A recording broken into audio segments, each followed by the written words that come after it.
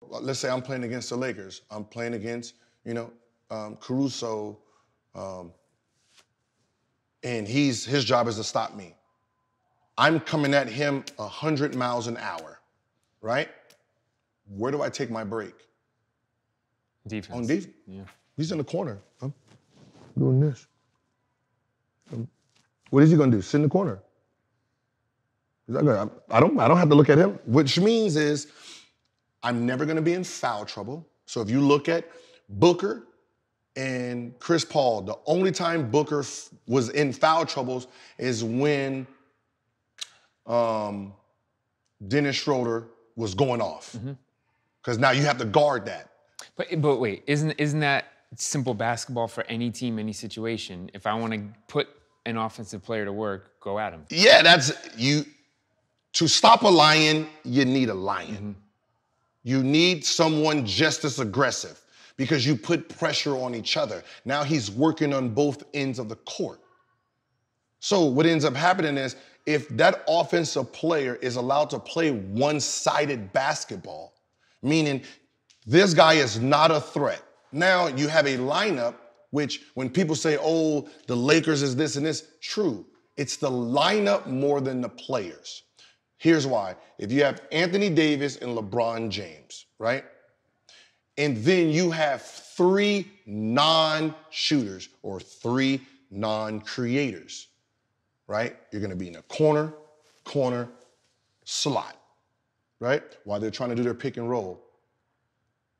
With the other 3 players, we know you're not gonna backdoor, you're not gonna go for a lob, you're not gonna, if you do catch the ball, you're not gonna create anything, you're gonna pass it right back to those guys. That means 10 eyes are sitting on those 2 guys. So now it's 2 versus 5 on defense. Now you're talking about a 35-year-old guy. You have to work harder with that lineup. So when they say LeBron looks slow, yeah, he looks slow because he has to go through 5 guys all the time because they want spacing. No, it works the other way. You want it easier for LeBron, you put in better scores. And that's Bugatti, Honda means these Bugattis have to go 200 miles an hour just to keep it fair. What happens when one of those Bugattis is in the garage? Now one is in the garage. You don't put another Honda. That's what they got. No, they don't. They have scoring guys or aggressive scoring guys. With THT, he should have been in. He should have been playing 30. Like, I don't need someone that's going to play 30 minutes to give me 0 points. 30 minutes, 2 points. 29 minutes, 0. That is ridiculous. I do not need that output. You put 20, because the guy you're guarding in the same 29 minutes has 20-something points. So your good defense really didn't do anything if you scored 0. And what you're saying is if I average 30 and you hold me to 22, and you scored, good job, but you didn't do really anything to compensate on the other end. Yes. But let's look at the Lakers, because that's where everyone has the microscope, fully dialed in. And let's say this, they got exposed for what they don't have. One, because I look at the game from a chess standpoint. And I don't think they played chess in this matchup. You played Lakers basketball. You played, we need to be defensive stoppers. Isn't LeBron a defensive player? Isn't AD a defensive player? What more defense do you need? Huh? What more defense do you actually need? Shorter. Defensive player? How much defense do the Suns have? Who on that team is a lockdown defender? Chris Paul, that's it. Nobody else on that team is considered a defensive nothing. And you are an NBA team that scored 10 points in a quarter.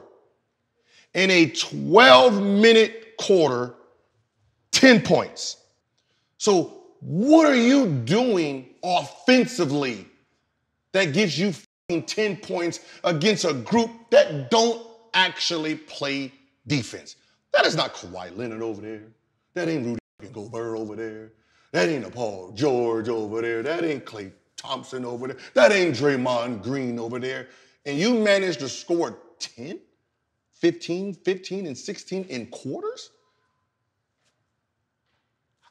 Because what you're doing offensively to your team. You got four, if you want four, think about it. You got Michael Jordan and you put 4 Dennis Rodmans on the court. What? How many points do you think they're going to score? I wouldn't even say that Michael Jordan, but even if you have Michael Jordan ain't gonna. He has to go through 5 guys now. It makes it harder. It's 5 against 1 now because these guys do not produce anything. Why are we guarding them? We're just gonna load up on Mike. Mike is gonna pass it. They're gonna pass it back. Pass it back. It's gonna be semi-pro. Pass it. Hey, that's all. That's all the Lakers look like for the most part. Like, so when I say chess, I'm sitting here like do something different. Like, if you know their whole scheme is controlling tempo.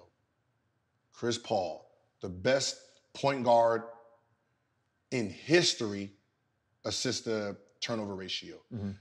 That means he's gonna make the best possible play every single time down, right? And then you have Booker, a one-on-one juggernaut at the 1 and 2. Why? And then on defense, those guys don't have to guard anybody. How do you challenge these two? If you ruffle these two up, the game's over. This series would have started off LeBron at the point like he is, right? You're the point. Schroeder, sorry, I don't need you right now. Bring in Kuzma at the 2. Anthony Davis, you're the 3. Who is he guarding? Crowder in the corner. Okay. Crowder is allergic to anything inside the 3-point line, so I'm not worrying about him driving. The 4, Trez. The 5, Drummond. Now, people be like, man, that's dumb. They gonna get beat off the dribble. Who's gonna beat them off the dribble? Chris Paul ain't blowing by nobody. He ain't John Wall in it. He's gonna sit there methodical, do this, do that. So I'm not really worried about him going anywhere. And if he wants to play ISO basketball, great. But I'm long enough to get to any shot that's out there. Any corner shot, I'm long enough to recover. If you even think about going to the basket, I have 5 guys that are jumping at that shot, right? But the biggest key, if you're the Suns, who are you sticking Chris Paul and Booker on? Okay, so there's a lot going on there. And what you're saying is that is the Lakers' basically death lineup. That's they should have gone with, right? Yeah. So first of all, let's acknowledge it. AD was injured. So what they needed to was adjust their lineup based on his injury. AD, I'm talking about before AD was injured, going into that series. So the question mark was, what happened with Trez? That's the guy. You had a 6th man of the year, lost for the series. That's where you could have, to me, that was you're losing 8. That's what I'm saying, because you're thinking, oh, he's a liability on defense. Like I said, you're using this as a liability. What about their liabilities on defense? Chris Paul got to guard LeBron or Kuzma post. Whoever he's not guarding, Booker has to guard. That means now Booker or CP3 has to actually play defense, and LeBron is going to put him in the post. You have to double. From there, it's slash to the basket, attacking that back line. Now that's a chess game. On their side, they're going to try to ISO to get you to move. Hopefully they're scoring so you can put the guards back in so they can go back to their advantage. You're staying big so you can keep it. It's chess. It's chess. I'm pushing your strength with my strength and see who's wins. Yeah, see who's wins. Like right now, if I keep Schroeder in or KCP in or Caruso, they're not going to challenge Chris Paul and and Booker. So Booker and them are just offensively But even how things started out, you would say that I'll put Schroeder against Chris Paul. And I basically, don't want that. Who doesn't want that? I don't want that. Who doesn't want that? As a coach, I don't want that lineup. What does it get me? For the Lakers, you're basically saying we'll neutralize the head of the snake. How? How does that neutralize him? All he's gonna do a pick and roll, get Shooter off of him.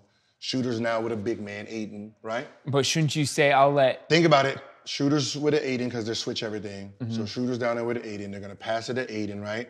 We got a double. You got to double that. Pass it back out. Chris Paul gets it. Wind down. Boom, boom, boom. Well, if Kuzma or LeBron is sticking what's the name, and then they do that pick and roll, there's no double ever. There's no double ever. So now you force Chris Paul to just be a one-on-one player, no rotations,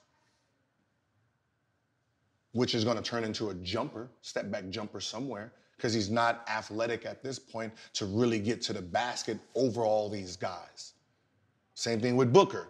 Booker's going to be going against Kuzma, what's the name? Same thing. He's going to have to do this 1-2 pull-up because going to that basket, it's going to be a lot of bigs down there. So it makes their offense harder, but the key part of it is they actually have to play defense now.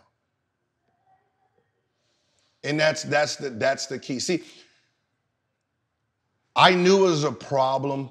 The problem was last year. They didn't see it because they won a championship. Right? They won a championship. With a bigger lineup.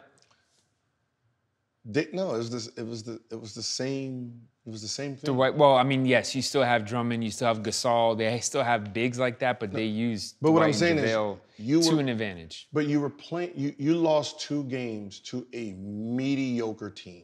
Mm-hmm. Yeah. Mediocre at best.